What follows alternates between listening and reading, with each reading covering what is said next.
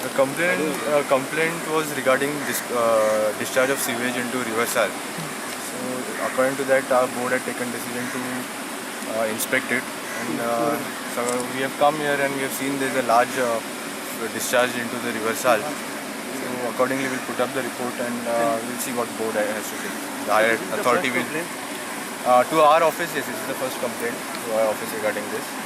So we'll take a higher authority will decide what action should be taken. With respect to this, I was not aware. This is the first time this complaint has come and we are inspecting it for the first time. So what have you noticed?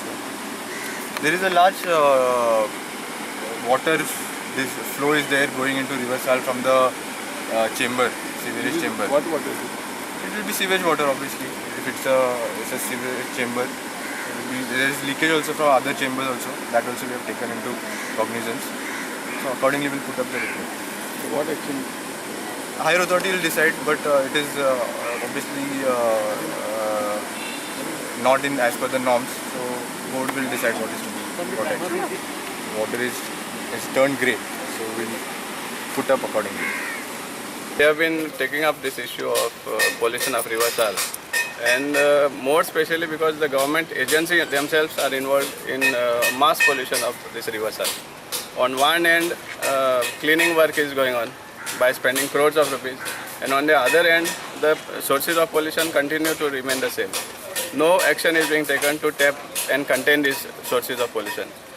Now we are more than nearly 200 meters away from that this thing, but hardly you can actually hear the flow of the sewage that is been diverted into the River Sal through a sewage chamber. It's just like how Dudhsagar sound comes at a distance. It's, that sort of flow is going on there, and we hope that the government takes immediate action to seize all these sources of pollution. Right? In fact, even in fish market, wholesale fish market, right up from there, these sources of pollution continue to remain.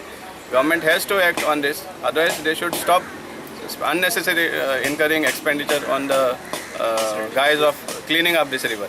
It is a total farce, we allege. And even the residents here are facing this problem. You might have seen the strong odor. You could hardly breathe there properly. That sort of sulfur dioxide and methane, all these gases, you could actually smell that. And that shows that it is raw sewage which has been left by the government agency itself, the sewerage department.